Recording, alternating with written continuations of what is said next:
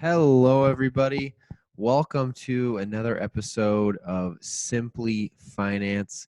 My name is Shane White, your host. Today is going to be a little bit different, hopefully a little fun. If you are listening to this in podcast form, by all means, keep listening. But I will say today's episode will be much more interesting to view online in video form.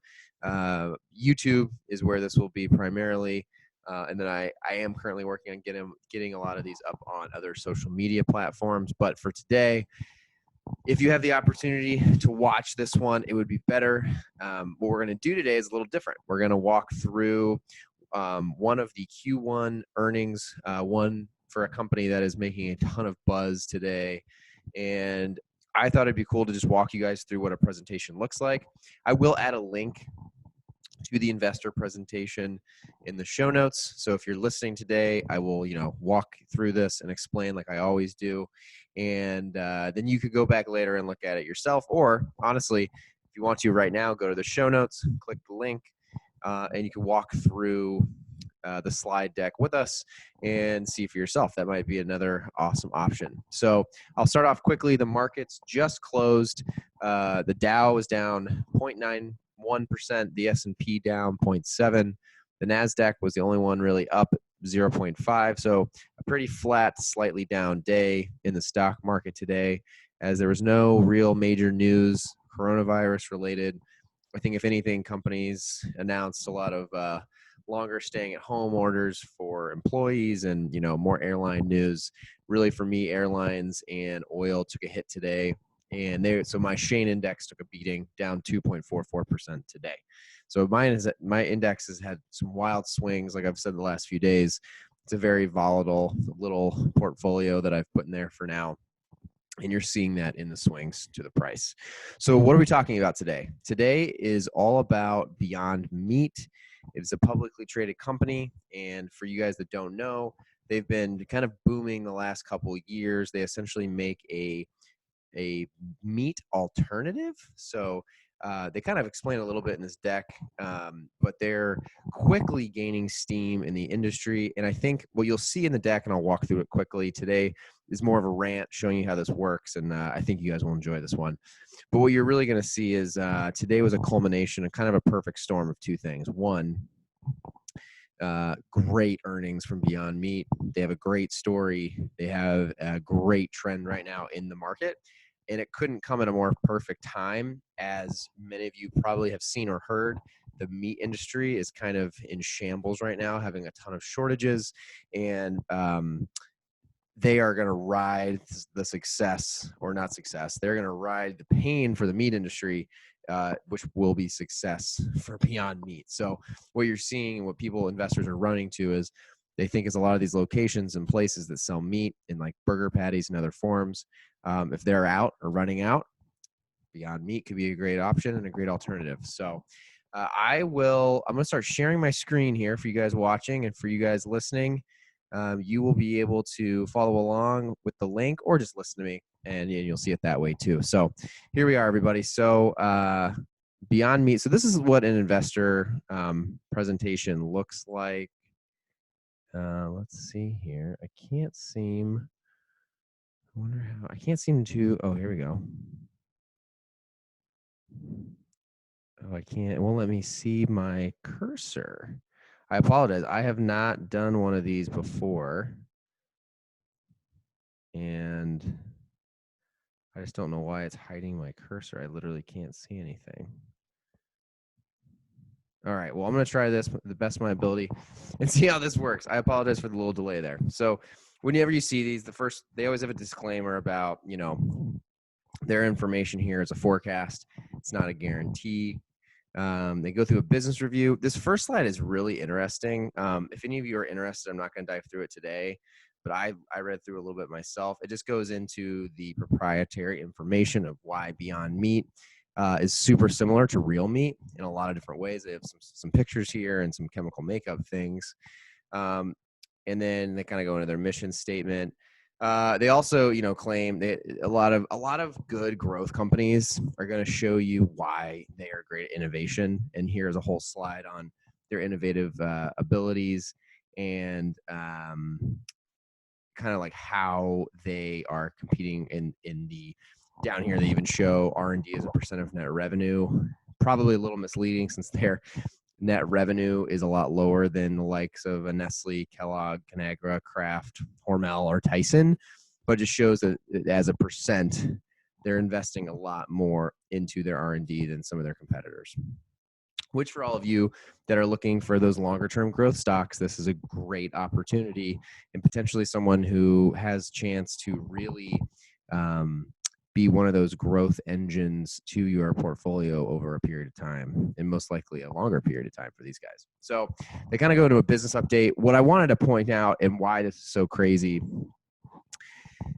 they obviously are writing this whole meat industry news right now, but they're also talking about year-over-year growth. And for these guys, they're to go public and still see now from 2018 to 19, they saw a 239% year-over-year growth.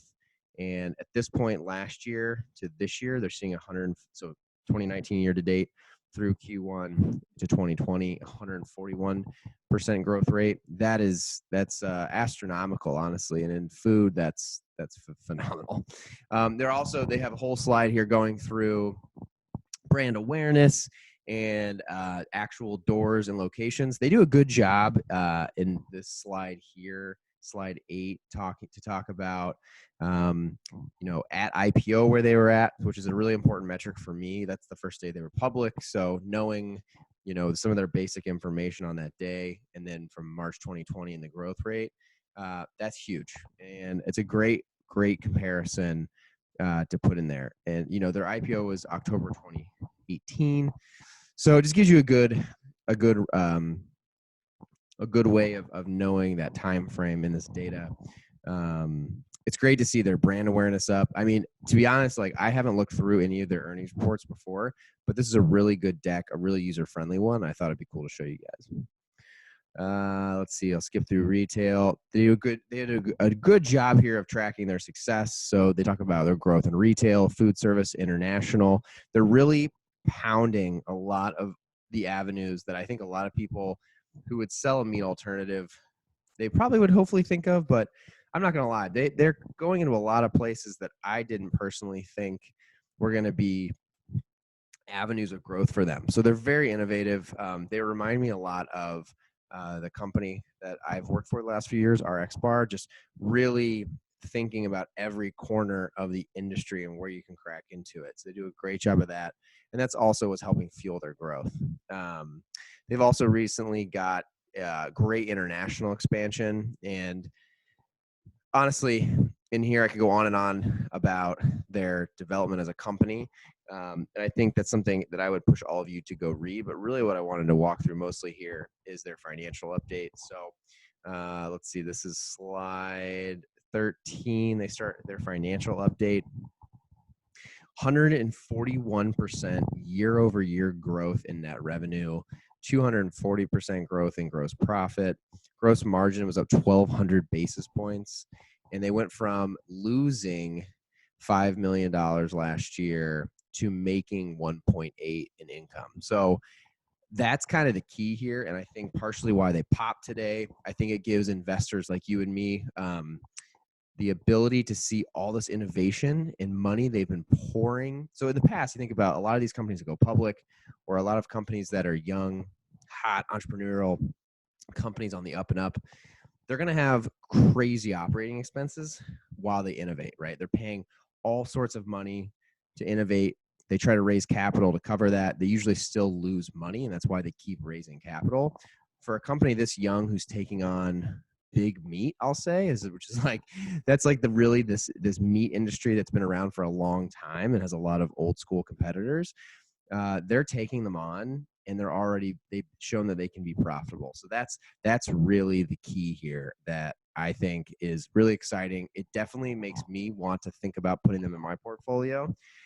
To me, this could be, as far as the food industry goes, one of those big players over the next 10 to 15 years that if they continue to innovate and continue to win in market share, it could be crazy to watch their growth continue. It's also crazy to see their growth year over year and quarter over quarter in a lot of these key channels, and for them, they break it out into U.S. retail, U.S. food service, international retail, and international food service.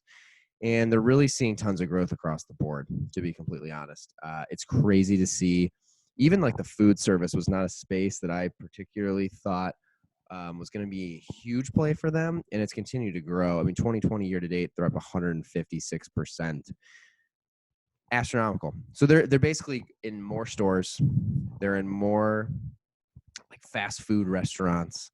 They're in more international stores. It seems like what they're saying every month, it's just like their growth of new doors is enormous. Now, I will warn you, they're on this new growth train, and I can speak from experience that the net revenue growth is a skyrocketing spaceship up into outer space while you're opening new doors. Now, what's going to be a big question for them is how long they can open new doors for. Eventually, you'll get to a point where you're in most of the major retail. And from this report, it looks like they are in most of major retail. So now it's going to be, how do they optimize? They are probably, I would assume, like year-over-year growth-wise, they probably are coming up on about as steep of year-over-year growth as they're going to see. Doesn't mean they're not a good investment, but at some point you have to move to just innovation and optimizing how you're performing and not just new doors. So something for everyone to keep an eye on. Let's see here. The next one, improving margin profile. So here they go through a great job of showing some ratios with OpEx and R&D versus expenses and net revenues. And really the story here is they were able to grow their gross margin on such a large volume. So they were able to increase volume so much year over year that allowed them to have a more profitable P&L. And I think what we're going to do, actually really exciting news to announce in the middle of this episode, the next 2 days, we have our second and third guests for the podcast. So huge couple days coming up for SimpliFinance. Very exciting. And so one of those, as I was going to say, is after those two, I'll definitely do a podcast where I dive into an income statement. I think walking through those after this would probably be really helpful. So that's really it, folks. It's a quick one today. I'm going to link this to the show notes. I would love for you guys to look through it and definitely message me and comment on the show. I'd love to hear what people's thoughts are on Beyond Meat. For me, I think it's a wild one. I've known about them for a while. I've never tried it still. To be honest, I'm still a little unsure of what I think of the product. That does not mean it's a good business, though, and it does not mean that people don't love it. So anyway, I hope that was helpful today. Kind of a different way to do one of these podcasts. Just kind of flipping through and showing you guys what a investor presentation looks like. This one is Beyond Meat. You can find them on the NASDAQ as BYND. And thanks, guys. Hope you have a great day. Hope you are safe and healthy. Thank you for listening to the podcast today.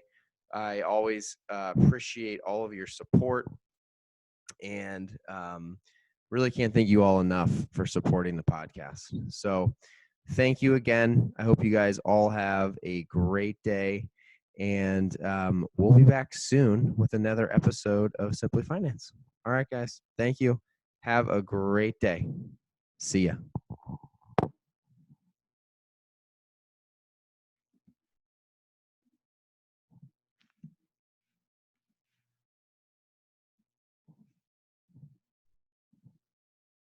I'm still recording because I cannot figure out how to turn this off.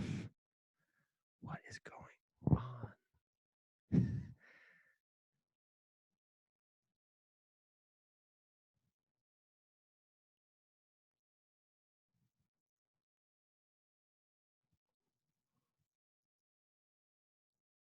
All right, I figured it out. Sorry for the awkward silence at the end, everybody. My cursor just decided to disappear on my computer. Thank you again for listening. You guys are my favorite people. I appreciate you so much for giving the podcast a listen. And we'll be back tomorrow with our second guest. I cannot wait. I'm so excited for this one. It's gonna be fun. So everyone have a great evening. Thanks for listening, and I'll talk to you soon. Goodbye.